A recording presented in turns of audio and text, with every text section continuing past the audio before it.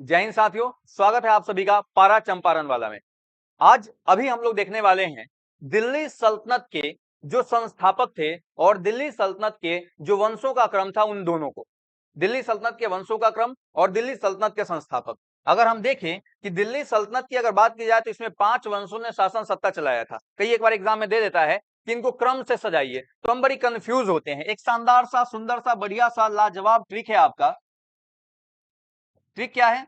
तो गुल खिले, गुल खिले तुम शायद लोगे, शायद लोगे, ये ट्रिक है आपका। गु से हो जाएगा गुलाम वंश, गुलाम वंश। अगर इसकी हम समय अवधि को देखें तो गुलाम वंश ने 1206 से लेकर के और 1290 ईस्वी तक शासन सत्ता चलाया था। और इनकी जो शासन सत्ता है वह कितने वर्षों तक? 84 वर्षों तक चली थी। ठीक है। अगला है आपका खी से खिलजी वंश, खिलजी वंश। खिलजी वंश की जो शासन सत्ता है वह 1290 से 1320 तक चली थी। और इसमें इसने जो शासन सत्ता चलाया था वह कितने वर्षों तक चलाया था? 30 वर्षों तक चलाया था। तू से तुगलक वंश, तुगलक वंश।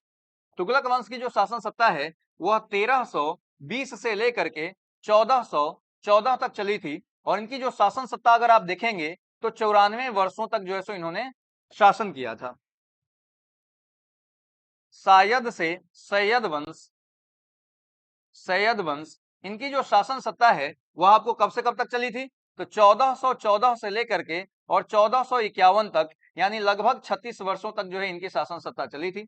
और सबसे लास्ट में है लो से लोदी वंश, लोदी वंश। इनकी जो शासन सत्ता है वह 1451 से 1451 से कब तक चली थी? तो 1526 तक चली थी। ठीक है। 1451 से 1526 तक जो है सो इनकी शासन सत्ता चली थी। और ये कब तक जो है सो, कितने साल अगर देखेंगे इनको तो ये होगा लगभग 84 वर्षों तक जो है सो इनकी शासन सत्ता चली थी। ठीक है। 84 नहीं, 76 वर्ष होगा ये। 76 वर्षों तक इनकी जो है शासन सत्ता चली थी। यानी अब अगर ध्यान से देखिएगा तो यह जो ट्रिक है आपको टाइम पीरियड भी बता रहा है। अगर आपसे पूछ दे कि सबसे लंबा कार्यकाल किस वंश का रहा था तो आप आसानी से यहां से क्या कह सकते हैं? सबसे लंबा कार्यकाल वाला वंश जो था तुगलक वंश था। सबसे कम कार्यकाल वाला वंश कौन सा था? तो खिलजी वंश सबसे कम कार्यकाल वाला वंश था। अगर आपसे बीच में पूछ दे कि दूसरा सबसे लंबा कार्यकाल किस वंश का रहा था तो आपको जो है गुलाम वंश का दूसरा सबसे लंबा कार्यकाल रहा था। ये ध्यान रखने से आप इस ट्रिक को जो है सो आसानी से ध्यान रख सकते हैं। और कभी भी आपको क्रम से अरेंज करने के लिए कहेगा तो आसानी से आप कर सकते हैं।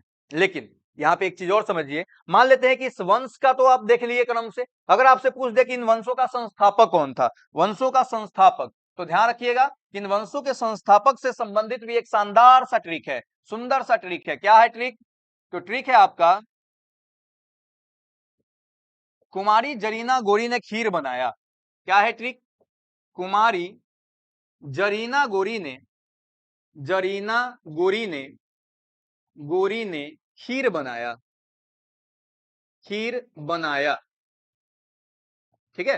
कुमारी जरीना गोरी ने, इसमें भी जितने भी पहले वाले अक्षर हैं उन सभी को आप जो है उठाइएगा तो एक नाम निकल के सामने आएगा। और उसी नाम से रिलेटेड व्यक्ति जो होगा वह आपका क्या होगा? वह जो है उस वंश का संस्थापक होगा। तो ये है आपका सबसे पहले गुलाम वंश। इसकी स्थापना किसने की थी? कु से कुतुबुद्दीन ऐबक ने। उसके बाद है आपको ज से जलालुद्दीन खिलजी, इसने खिलजी वंश की स्थापना की थी। उसके बाद है गो से गयासुद्दीन तुगलक, इसने तुगलक वंश की स्थापना की थी। ही से खिज्र खान, इसने सैयद वंश की स्थापना की थी। और ब से बहलोल लोधी, इसने जो है लोधी वंश की स्थापना की थी। तो कैसा लगा ट्रिक आपको? अगर अच्छा लग रहा हो, शानदार लग रहा हो तो लाइक, कमेंट और शेयर ठोकिए दनादन। धन्यवाद।